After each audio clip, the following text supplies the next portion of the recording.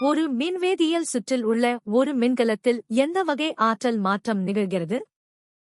ஏ. இயந்திரத்திலிருந்து மின்சாரம். பி. வேதியியலிலிருந்து மின்சாரம். சி. மின்சாரத்திலிருந்து வேதியியல். டி. வேதியியலிலிருந்து இயந்திரம். சரியான பதில் பி. வேதியியலிலிருந்து மின்சாரம். 3. ஒரு மின்கலத்தில் உள்ள வேதிப்பொருட்கள் வேதிவினையில் ஈடுபடும் போது எலக்ட்ரான்களின் ஓட்டம் உருவாகி மின்சாரம் கிடைக்கிறது. இது சேமிக்கப்பட்ட வேதி ஆற்றலை மின் ஆற்றலாக மாற்றும் செயல்முறையாகும். எத்தனை வகையான பாதுகாப்பு முறைகள் குறிப்பிடப்பட்டுள்ளன? ஏ. 3. பி. 4. சி. 2. டி. 1. சரியான பதில் சி. 2. 5. சரியான விடை சி. சோகஸ்மெலி. உயிரியல் பன்முகத்தன்மை பாதுகாப்பு என்பது உள்வாழிட பாதுகாப்பு இன்சிது மற்றும் வெளிவாழிட பாதுகாப்பு எக்ஸிது என 2 வகைப்படும். மின்சுற்று வரைபடங்களின் சூழலில் எந்த கூறு நேர் மற்றும் எதிர் முனைகளைக் கொண்டிருப்பதாக வெளிப்படையாக குறிப்பிடப்பட்டுள்ளது? ஏ. ஒரு கம்பி a wire. பி. ஒரு மின்கலம் a cell. சி. ஒரு மின்விளக்கு a bulb. டி. ஒரு மின்தடை a resistor. சரியான பதில் பி. ஒரு மின்கலம் a cell. ஒரு மின்கலம் என்பது வேதி ஆற்றலை மின் ஆற்றலாக மாற்றும் கருவியாகும். இதில் நீண்ட கோடு நேர் முனையையும் சிறிய தடித்த கோடு எதிர் முனையையும் குறிக்கும். மின்சுற்று வரைபடங்களில் மின்னோட்டத்தின் திசையை அறிய இந்த முனைகள் மிக அவசியம். ஒரு கரைபொருள் நீரில் கரையும் திறனை பாதிக்கும் முக்கிய காரணிகளில் ஒன்று எது? ஏ. கரைசலின் நிறம். பி. கொள்கலனின் பொருள். சி. வளிமண்டல அழுத்தம். டி. கரைபொருள் மற்றும் கரைப்பானின் தன்மை. சரியான பதில் டி. கரைபொருள் மற்றும் கரைப்பானின் தன்மை. 9. ஒரு கரைபொருள் எந்த அளவு கரையும் என்பது கரைபொருள் மற்றும் கரைப்பான் ஆகியவற்றின் வேதியியல் தன்மையை பொறுத்தது. ஒரே மாதிரியானவை ஒரே மாதிரியானவற்றைக் கரைக்கும் லைக் dissolves like என்ற விதியின்படி முனைவுள்ள கரைபொருட்கள் முனைவுள்ள கரைப்பான்களில் கரையும். ஒரு திசைகாட்டி ஊசி முதன்மையாக எதனால் ஆனது? ஏ. ஒரு பெரிய நிலையான காந்தம். பி. ஒரு கனமான சுழலும் வட்டு. சி. ஒரு சிறிய சுழலும் காந்தம். டி. ஒரு காந்தமற்ற சுட்டி. சரியான பதில் சி. ஒரு சிறிய சுழலும் காந்தம். 2. சரியான விடை திசைகாட்டி ஊசி என்பது ஒரு சிறிய காந்தமாகும். இது புவியின் காந்த புலத்திற்கு ஏற்ப வடக்கு தெற்கு திசையில் சுழன்று நிற்கும். இது உராய்வின்றி சுழலும் வகையில் ஒரு அச்சின் மேல் பொருத்தப்பட்டிருக்கும். 2 புள்ளிகளுக்கு இடையிலான தூரம் என வரையறுக்கப்படுவது எது? ஏ. எடை weight. பி. நேரம் time. சி. கன அளவு volume. டி. நீளம் length. சரியான பதில் டி. நீளம் length. 1. சரியான விடை டி. நீளம் length. நீளம் என்பது ஏதேனும் 2 புள்ளிகளுக்கு இடைப்பட்ட தூரம் என வரையறுக்கப்படுகிறது. இதன் சி. அலகு மீட்டர் ஆகும். மற்றவை எடை என்பது ஒரு பொருளின் மீது செயல்படும் புவியீர்ப்பு விசையைக் குறிக்கும். இந்திய நீலச்சிலுவை எப்போது நிறுவப்பட்டது? ஏ. 1947. பி. 1972. சி. 1959. டி. 1965. சரியான பதில் சி. 1959. சரியான விடை சி. சோகஸ்மெலி. இந்திய நீலச்சிலுவை ப்ளூ கிராஸ் ஆஃப் இந்தியா அமைப்பு 1959ஆம் ஆண்டு சென்னையில் கேப்டன் வி. சுந்தரம் என்பவரால் நிறுவப்பட்டது. இது விலங்குகளின் நலனை பாதுகாப்பதற்கான இந்தியாவின் மிகப்பெரிய அமைப்புகளில் ஒன்றாகும். காற்று வீசும்போது ஒரு கலவையே உயரத்திலிருந்து விழும்போது லேசான திடப்பொருட்களுக்கு என்ன ஆகும்? ஏ. அவை காந்தமாக மாறும். பி. அவை காற்றால் அடித்துச் செல்லப்படும். சி.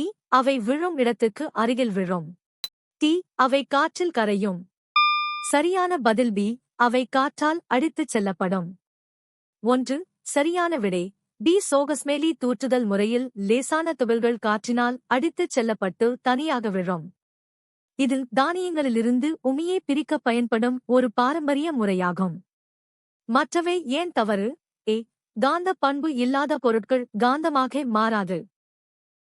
ஒரு ஹைட்ராலிக் லிப்டில் என்ன பயன்படுத்தப்படுகிறது? ஏ. பெர்னோலியின் தத்துவம். பி. ஆர்க்கிமிடிஸ் தத்துவம். சி. நியூட்டனின் விதி. டி. பாஸ்கல் விதி. சரியான பதில் டி. பாஸ்கல் விதி. சரியான விடை பாஸ்கல் விதியின்படி ஒரு மூடிய அமைப்பில் உள்ள திரவத்தின் மீது கொடுக்கப்படும் அழுத்தம் அனைத்து திசைகளிலும் சமமாக பரவுகிறது. இந்த தத்துவத்தை பயன்படுத்தியே ஹைட்ராலிக் லிப்ட்கள் செயல்படுகின்றன. எதிரொலிப்பை பொறுத்தவரை ஒலி அலைகள் எந்த அலைகளைப் போல செயல்படுகின்றன? ஏ. ஒளி அலைகள் லைட் வேவ்ஸ். பி. நில அதிர்வு அலைகள் seismic waves. சி. நீர் அலைகள் வாட்டர் வேவ்ஸ். டி. ரேடியோ அலைகள் ரேடியோ வேவ்ஸ். சரியான பதில் ஏ. ஒளி அலைகள் லைட் வேவ்ஸ். 4. ஒளி அலைகளைப் போலவே ஒலி அலைகளும் எதிரொலிப்பு விதிகளைப் பின்பற்றுகின்றன, அதாவது படுகோணமும் எதிரொலிப்பு கோணமும் சமமாக இருக்கும். இவை இரண்டும் ஒரு தடையின் மீது பட்டு திரும்பும் பண்பை பெற்றுள்ளன. திடப்பொருட்களில் வெப்பம் மாற்றப்படும் முதன்மை வழி எது? ஏ. பதங்கமாதல் சப்ளிமேஷன். பி. வெப்பச்சலனம் கன்வெக்ஷன். சி. வெப்பக்கடத்தல் கண்டக்ஷன். டி. கதிர்வீச்சு ரேடியேஷன். சரியான பதில் சி. வெப்பக்கடத்தல் கண்டக்ஷன்.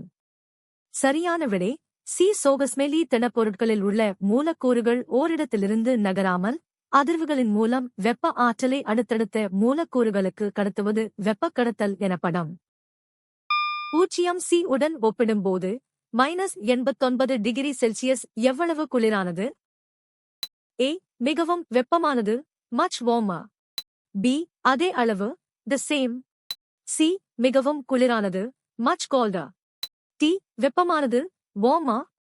சரியான பதில் சி. மிகவும் குளிரானது much colder. செல்சியஸ் அளவீட்டில் 0 சி என்பது நீரின் உறைநிலை ஆகும்.